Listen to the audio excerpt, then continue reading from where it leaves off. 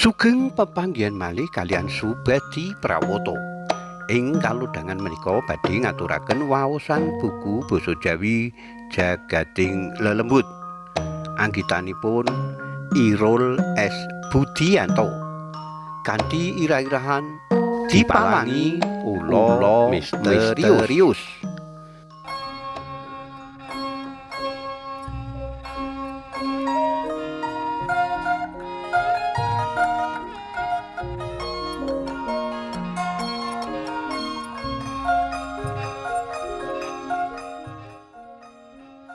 Anggone kepengin nekani situs sing sasuwene iki dadi kawigatene sajak ora bisa disemayani maneh.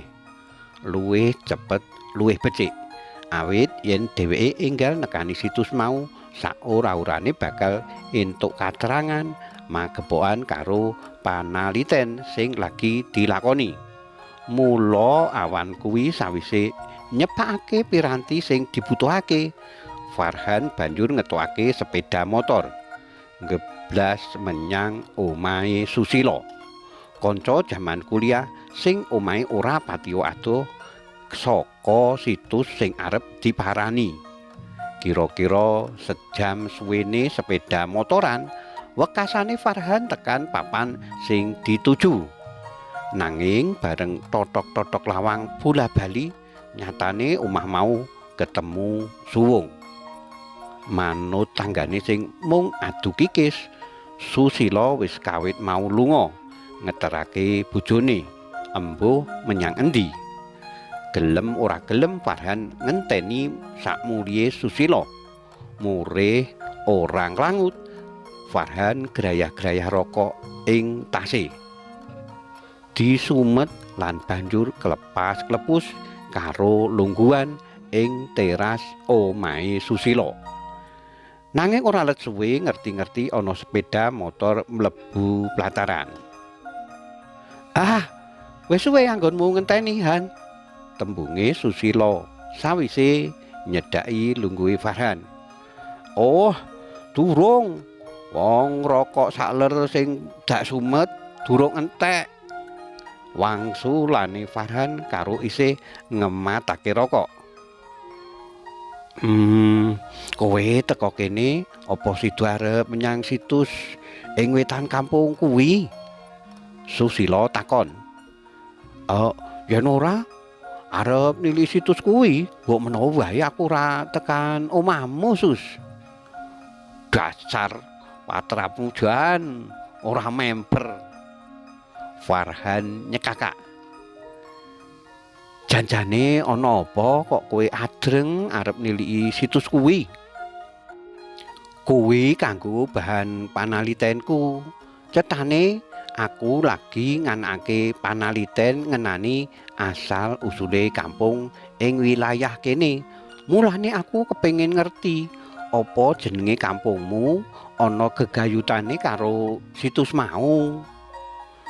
Susilo ora agi-agi kumecap, nanging malah nggeret Farhan diajak mlebu omah.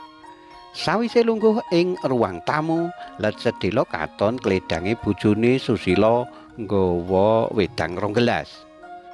Sawise nyelehake wedang ing meja lan manggakake, wong wadon mau banjur bali menyang mburi.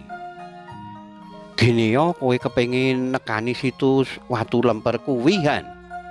Susilo mbaleni takon.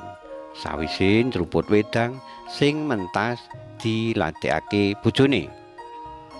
"Kaya sing wis dak kandhakake ing jaba mau, aku kepengin ngerti apa Watu Lemper kuwi ana gegayutane karo jeneng kampungmu ora?" "Situs kuwi katelah watu lemper, wujude gilik rada dawa.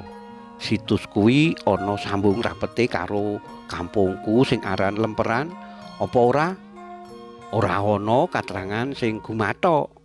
Warga kene ngertine situs kuwi minangka punden sing dikramatake."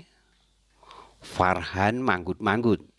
"Yen ngono, saiki aku terno menyang papane situs mau." Susilo nyawang jam tangane sak teleraman, nuli kandhane. Yen manut aku, aja saiki, liya wektu wae. Lah ngopo? Yen saiki mangkat menyang situs mau, tekan kono wis jam 5 sore punjul. Tegese wis mlebu malem Jemuah. Luwe-luwe iki malem Jemuah Kliwon.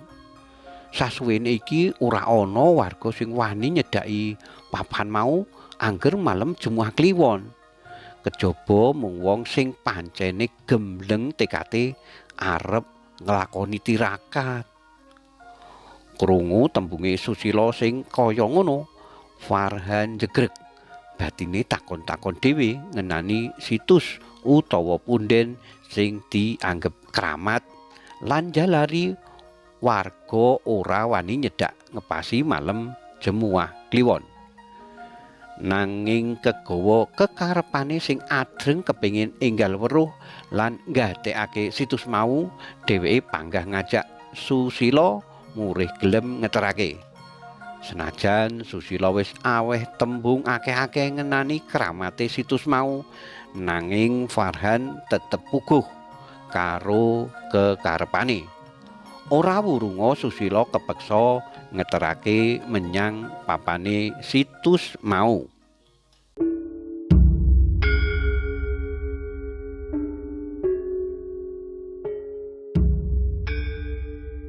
Sawise nitipake sepeda motor marang salah sawijining warga sing omahe sangisore gumuk, Farhan lan Susila agi-agi mlaku ngunggahi gumuk. Nanging lagi entuk setengah laku. Ngerti-ngerti langit katon peteng lan banjur udan riwis-riwis. Nanging Farhan ora gagas kahanan kaya ngono, tetep ngajak nerusake laku. Ora let suwe lakune Farhan lan Susila wis meh tekan prenahe situs sing arep diparani. Nanging tanpa dinyono-nyono, dumadakan angin tumiyup banter nepusi Farhan lan Susila sing mlaku alon-alon. Ora mung kuwi, kira-kira 10 jangkah ing ngarepe ngerti-ngerti ana wewujudan ula gedhe wernane ireng malangi dalan sing arep diliwati. Aneh, sirah lan buntute ula mau ana ngendi ora disumurupi. Mandeg dhisikan, tembunge Susila alon.